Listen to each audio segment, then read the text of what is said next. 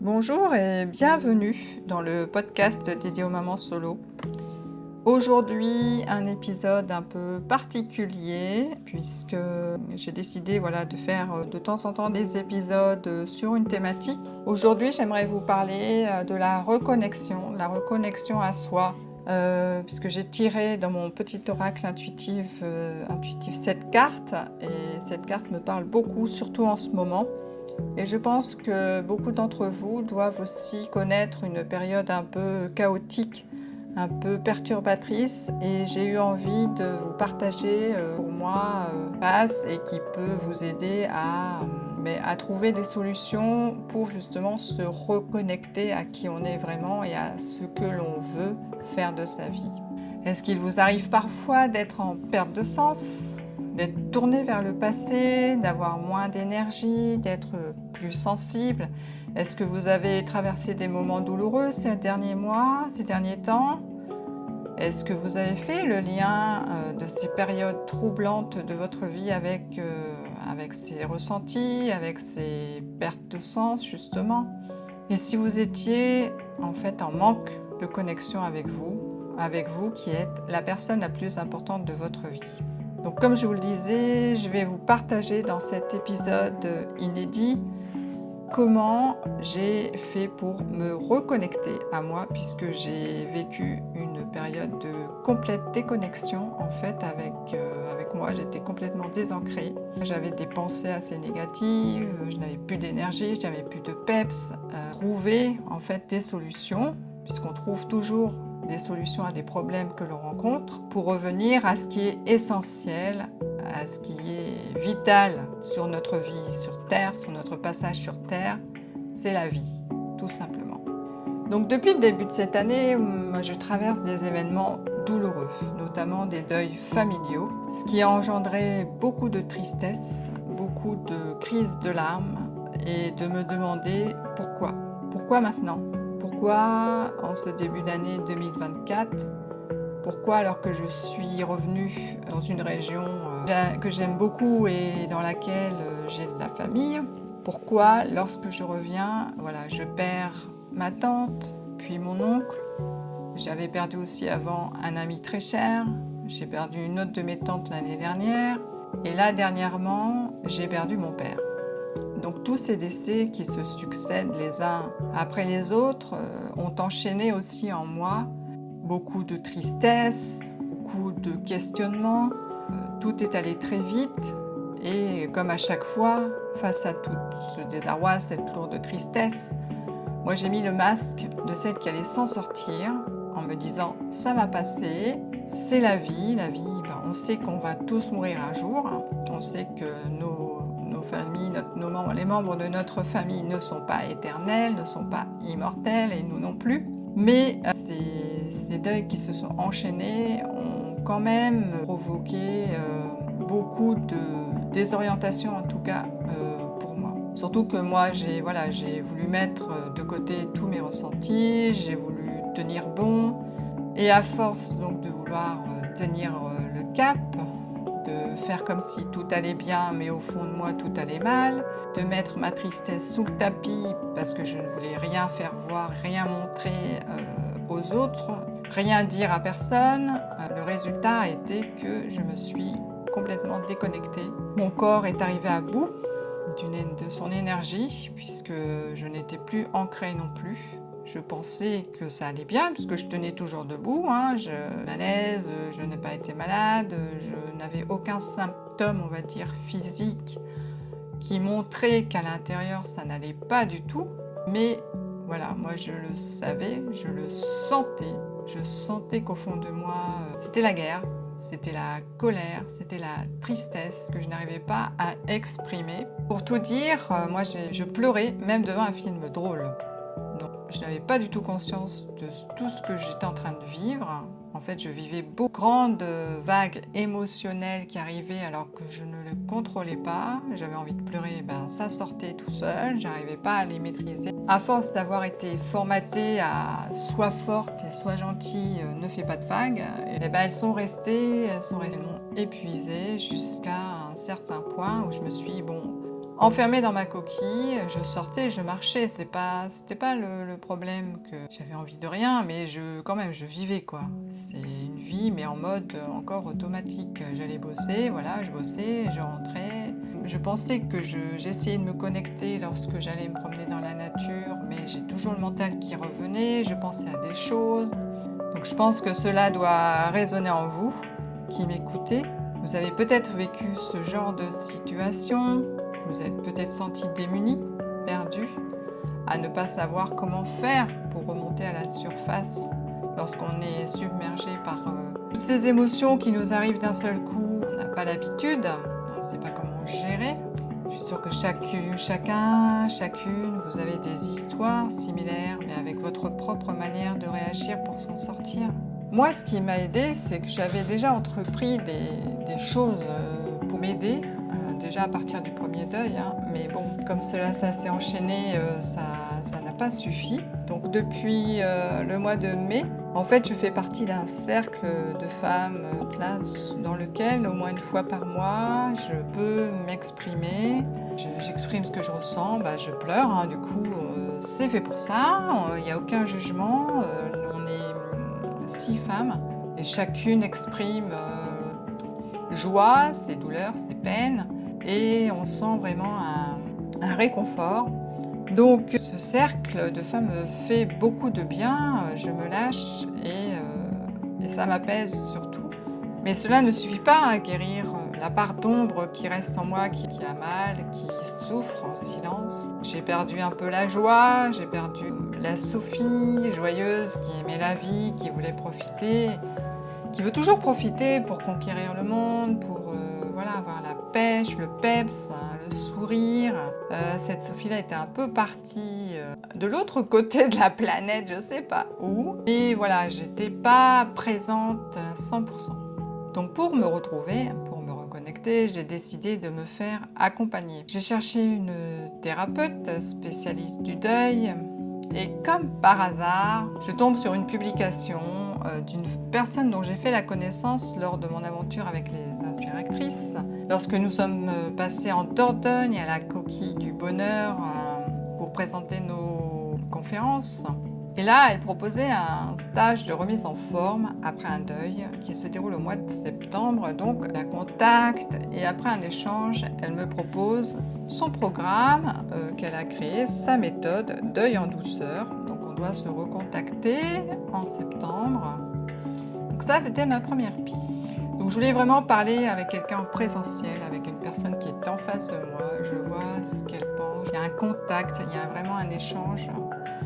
Et j'ai trouvé une thérapeute avec qui j'ai déjà eu 2 séances qui se passent très bien car elle sait mettre les mots MOTS sur le pourquoi je veux garder absolument le contrôle sur mes émotions et pour guérir toute cette tristesse qui pèse. Donc on a tout un gros travail sur la gestion des émotions qui est en cours, qui est enclenché. Donc je ne peux que recommander à vous qui m'écoutez de ne pas avoir de préjugés, de honte. On ne peut pas guérir seul de tous ces obstacles. Parce que moi, en fait, tous ces deuils qui ont succédé les uns après les autres m'ont fait rappeler le deuil du père de ma fille que j'ai vécu en 2004 et dont je n'avais pas voulu suivre de thérapie pour moi. J'avais effectivement pris des séances avec un psychiatre pour ma fille qui avait 4 ans, mais pour moi, je n'ai pas senti la nécessité de me faire accompagner. Eh bien, je peux vous dire que 20 ans après, c'est revenu en pleine figure, donc surtout à la perte de mon père. Donc voilà, ne pas avoir de préjugés, mais penser à soi en fait. Voilà, c'est penser à soi, prendre soin de soi en se faisant accompagner pour aider à sortir de ce moment douloureux. Et donc d'autres pistes. Et en ce moment, j'écoute une chaîne qui s'appelle ABC Talk, où ce sont des hommes et des femmes qui ont vécu des vies incroyables, des rebondissements, des virements à 80 degrés, des changements de cap, des expériences incroyables. Donc moi j'adore les écouter parce que m'apportent un éclairage sur tout ce qui peut se passer dans la vie d'un homme ou d'une femme, sur les dons qu'on a tous, sur nos qualités, sur ce qui peut se passer en un claquement de doigts. Et du coup, dans cette émission, j'ai écouté Virginie, qui est énergéticienne. Voilà, sa vie m'a interpellée, mais aussi sa méthode de soins. Écoutez cette phrase, qui résume assez bien ce que vous êtes aujourd'hui et le combat presque que vous avez mené. Vous dites « Je pense que je vais mourir, mais je décide de vivre en étant moi-même, en accueillant pleinement qui je suis, avec mes connexions subtiles, mon hypersensibilité, mon hyper-empathie, mon amour inconditionnel, et je m'engage à ne plus me conformer à ce que je crois être acceptable socialement. » Oui, Cette phrase-là, elle m'a touché. d'accord. Et quand je l'ai lue, j'ai fait « Waouh !» C'est quand même fantastique d'en arriver là où vous en êtes aujourd'hui. Et on sent bien qu'il y a eu de la souffrance. Je me suis dit, et si je m'offrais un soin énergétique pour remédier à cette perte de motivation, de reconnexion, d'énergie, parce que bon, avec la thérapeute, c'est bien, mais je pense qu'au fond de moi, je savais qu'il y avait quelque chose qui n'allait pas, que j'étais bloquée quelque part, et que j'emmagasinais surtout depuis trop longtemps, en fait, beaucoup de choses, et que je lâchais rien. Donc, je la contacte, et on prend rendez-vous pour le samedi 10 août. Il y a quelques jours, hein, c'est assez récent. Donc après un temps d'échange sur la raison qui m'a menée à demander ce soin énergétique, et après elle m'expliquait sa méthode, comment ça allait marcher.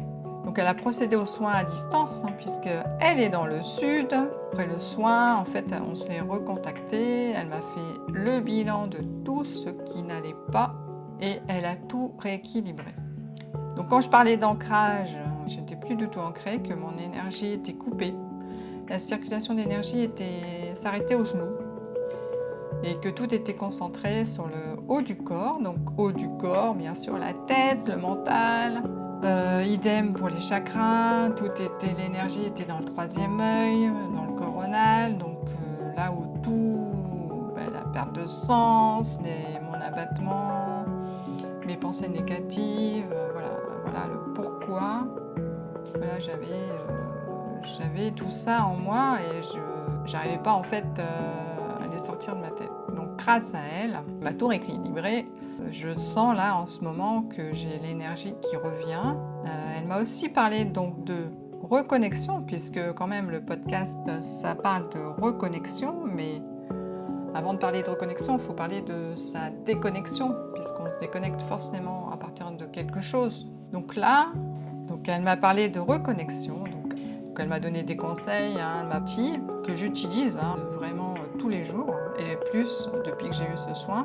Alors comment se reconnecter à soi? Déjà la première chose, c'est la respiration.